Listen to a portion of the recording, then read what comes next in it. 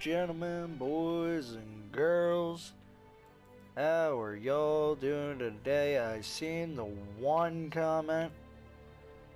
Pulse rifles, next up on the chopping block here.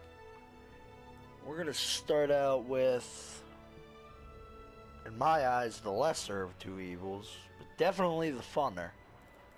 Bad JuJu. This one of the other exotic bounty weapons, one of 5. Technically 6, but 5. Had to remember that. So, it's one of the meanest looking guns in the game, that's for sure. And it'll look even better once we get in here. But, look over right here, and once we load in, which we do, you can see Ready if you are. It's got the green out foaming there. out the mouth. I feel like they may have toned this down even more, but there was a lot that spilled out of this before. They actually had to nerf it earlier on in the game's lifetime. So, let's look at let's look at the quote, because I actually like this quote. If you believe your weapon wants to end all existence, then so it will. Tolan the Shattered, who I believe is actually dead, but who knows. Anywho, comes base full auto kinetic damage, but that's just expected. Smooth ballistics, less recoil, penalty to range. Not really. And then same thing with soft ballistics, allegedly. And smart drift control. Predictable and controllable recoil, penalty to range. This is actually the most stable of them all, so that's what I go with. And why, you'll see right here in the middle tree. We got armor piercing rounds for more impact if you wanted it. Send it, more range. And then perfect balance if for some reason you have a hard time shooting this gun. It's a pulse rifle. First upgrade, hip fire. That's cool. Who cares? Exotic upgrade is what makes this thing a warlock's favorite weapon. String of curses. After each kill, this weapon will reload instantly and increase damage for a short time. Kills will help charge your super. Now, if you're a warlock and you run Crota, this is pretty much what you're gonna use every time in the Abyss. Most of the time. Voidwalker probably got some form of bloom and explosives set up. And you got Obsidian Mind. You pair these two together, it is probably the most lethal combination in the game. Next to maybe a 4-shot golden gun or a Celestial Nighthawk. As you can see, I actually started halfway through my super, and in about the span of 10 seconds, I already have it again. Now, we're going to go up here and hurl a ball of magic at these guys. Going up, I set up, and about 4 kills, I'm already halfway through my super. It's kind of magical. I believe I left the guy over here somewhere. So throw that axe bolt. I actually didn't. First one. Kill him. Now I'm already almost there. So, that's the super part of this being charged up. If I can not suck. If I can... There you go. You guys get the point. Infinite ammo as long as you don't suck. Infinite ammo, quicker supers, by God, it's amazing. Now we'll just I'll get it back eventually. So, as you can see, this is definitely one of the better PvE weapons. It's not hard hitting, it's more for its bonuses.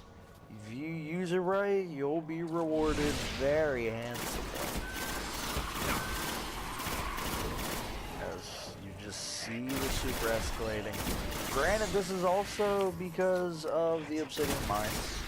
Because the Obsidian Mind used enough can put you already almost back on a super. Which, why in Crota, you kill so many Thrall because they're so easy to kill. You're getting your super back. And you're gonna keep shooting ammo. And with Obsidian Mine, there's just so many things to shoot. Look, I may get my super back here. Nah, a little over halfway. Whatever. 7 orbs. You're just nuking everything.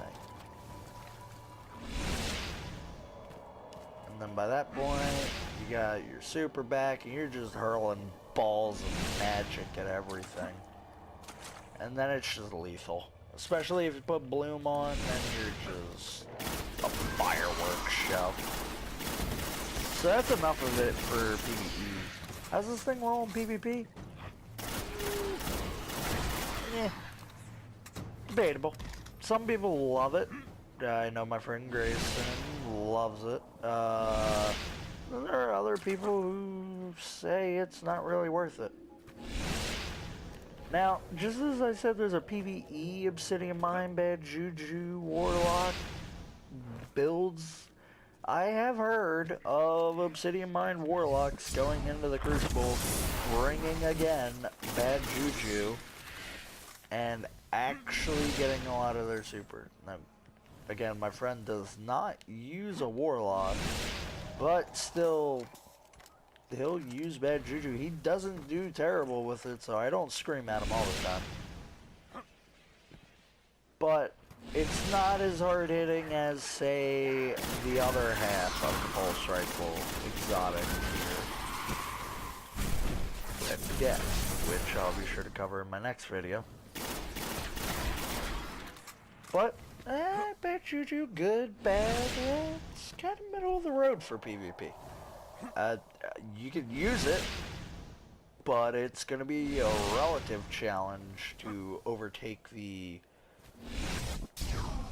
exotic hand cannons. So, and it is one of my favorite guns, and the exotic bounty that you go through isn't very tedious. I know I didn't cover it in the Thorn review, the Thorn's exotic weapon bounty. Good God, that's horrendous. But Bad JuJu, it's not that horribly horrible. As long as you catch Sure on the right time. Although the strikes can definitely be terrible. Although if you run, say, an easy Nightfall, you'll probably be done in no time. I have Nova Bombs for days now, and I don't know what to do with them. Oh wait, these guys are spawning. Heave! Okay. 6 orders, whatever. But yeah, that's pretty much all I'm gonna have for you here now, ladies and gentlemen, with this Bad JuJu review. It's not terrible. It isn't great. At least in PvP. PvE, it is very useful. It's actually an ideal weapon for sometimes. Oh god, I actually hit people with that. Cool. Kobe. Anywho.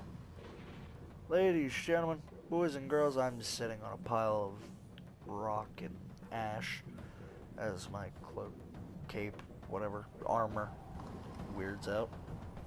That's gonna cover it for the Bad JuJu. Stay tuned for the Red Death review. That's gonna be a good one. But until then, ladies, gentlemen, boys and girls, I love each and every single one of you. And I appreciate you spending time to watch this video. Have a wonderful day. And I will see you in the next one.